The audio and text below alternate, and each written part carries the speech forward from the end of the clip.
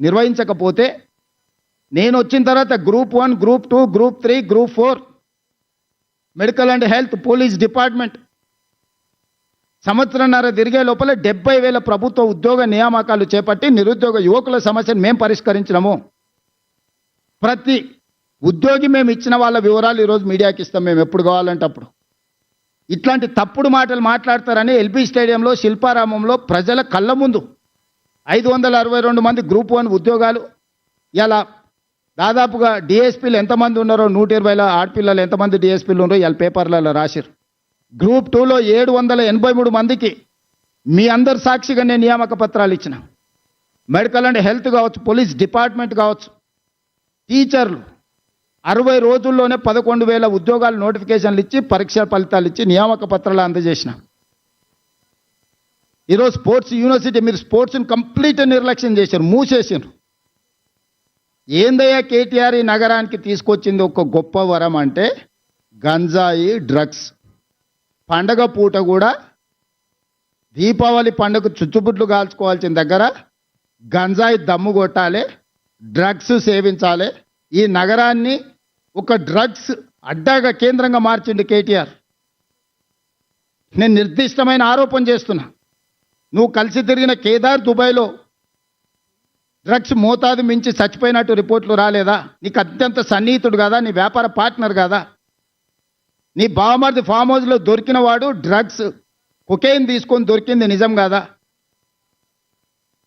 111 జీవోలో వయలేట్ చేసి వందలాది వేలాది ఎకరాలలో మీరు ఫామ్ హౌస్లు, మీరు మీ అనుచరులు ఫామ్ హౌస్లు కట్టుకొని నిబంధనలు తుంగలో దొక్కి హిమాయత్ సాగర్, ఉస్మాన్ సాగర్ని నిర్వీర్యం చేయాలనుకొని దాన్ని మూసేసి దాన్ని సర్వనాశనం చేయడానికి మీరు కంకణం కట్టుకుంటే పునరుద్ధరించడానికి ఈరోజు మేము ప్రయత్నం చేస్తున్నాం గోదావరి జలాలు తీసుకొచ్చి. ఈ నగరానికి ఏది మీరు ఇచ్చినా ఒక బహుమతి చెప్పండి, ప్రజలకు ప్రయోజనం చేకూర్చేది చెప్పండి. నిరుద్యోగ యువకులకు ఉద్యోగాలు, ఉపాధి దొరికింది ఒక్కటి చెప్పండి. మీరు తెచ్చిన ప్రాజెక్ట్ ఏదైనా సింగిల్ ప్రాజెక్ట్ నేను చెప్పడం కాదు, మీరు ఆలోచన చేయండి. మేము 2004-14లో చేసిన అభివృద్ధిని 2014 నుంచి 2024 మధ్యలో వాళ్ళు చేసిన అభివృద్ధిని 10 సంవత్సరాలు మా పరిపాలన, 10 సంవత్సరాలు బీజేపీ బీఆర్ఎస్ పరిపాలన తీసుకోండి. నరేంద్ర మోడీ గారైనా చంద్రశేఖరరావు గారైనా గత 10 సంవత్సరాలుగా వాళ్ళు చేసిన ప్రణాళికలు ఏంటివి, తెచ్చిందేందో ఎక్కడ నిలబడి చర్చ చేద్దామన్నా నేను సిద్ధం. కేటీఆర్ను, కిషన్ రెడ్డిని ఇద్దరిని కలిసినామని అడుగుతున్న బ్యాడ్ బ్రదర్స్ని ఇద్దరిని. ఇవాళ ఈ నగరాన్ని అభివృద్ధి చేయాలంటే మాకు ఈ బీఆర్ఎస్ బీజేపీ ఎమ్మెల్యేలు ఎంపీలు అడ్డంకిగా మారినరు, చీడ పురుగుల్లాగా తయారైనరు. కంటోన్మెంట్లో కాంగ్రెస్ గెలిస్తే 5,000 కోట్ల రూపాయలతోనే అభివృద్ధి పనులు మొదలుపెట్టాం. ఇవాళ జూబ్లీ హిల్స్లో గెలిస్తే ఇక్కడ నగరంలో అభివృద్ధి చేయడానికి నాకు సహకారం అందుతుంది. ఇవాళ అందుకే జూబ్లీ హిల్స్ కాంగ్రెస్ గెలవాల్సిన అవసరం ఉంది. నగరాన్ని అభివృద్ధి చేయాలంటే ప్రజాప్రతినిధుల సహకారం అవసరం. ఈరోజు ఓల్డ్ సిటీలో ఎంఐఎం నాకు సహకరించినందుకు 20 ఏళ్ళ నుంచి ఆగిపోయిన గౌలిగూడ నుంచి Chandrayangutta old city metro rail ఈరోజు పనులు వేగంగా జరుగుతున్నాయి. అండర్ గ్రౌండ్ డ్రైనేజ్ పనులు జరుగుతున్నాయి. మిరాలం ట్యాంకులో elevated road, bridge, cable bridge ఈరోజు 500 కోట్లతో పనులు ప్రారంభమైనాయి. ఆరాంగఢ్ బ్రిడ్జ్ను కంప్లీట్ చేయగలిగిన నేను. ఓల్డ్ సిటీలో రోడ్ల విస్తరణ పనులు నేను పూర్తి చేయగలిగిన. దాదాపుగా 4-5 వేల కోట్ల రూపాయలు ఈ 2 ఏళ్లలో ఓల్డ్ సిటీ అభివృద్ధి పనుల కోసం నేను నిధులు మంజూరు చేసి నేనే స్వయంగా పర్యవేక్షించి క్షేత్రస్థాయిలో నేనే చేస్తున్నా.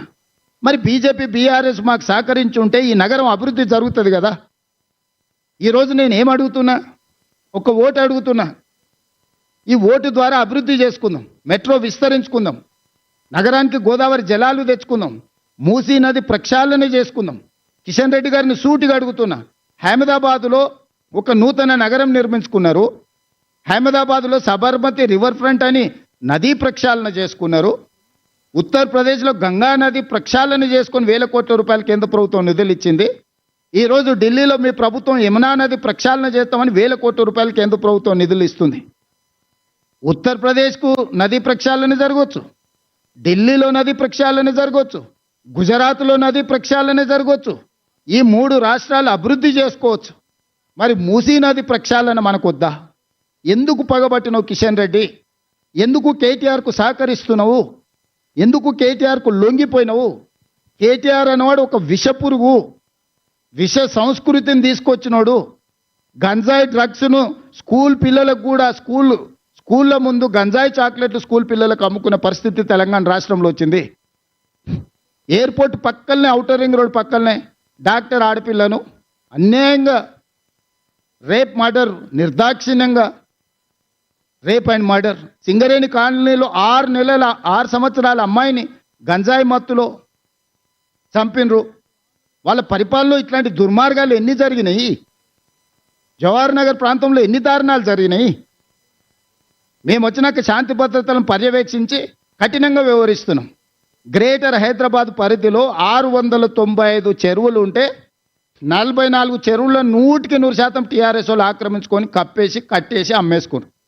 127 చెరువులు ఇవాళ పాక్షికంగా ఆక్రమించుకొని మొత్తాన్ని ఆక్రమించుకునే ప్రయత్నం చేస్తారు.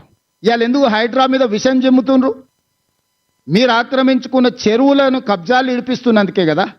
బతుకమ్మ కుంట ఎవరయ్యా కబ్జా పెట్టుకుంది?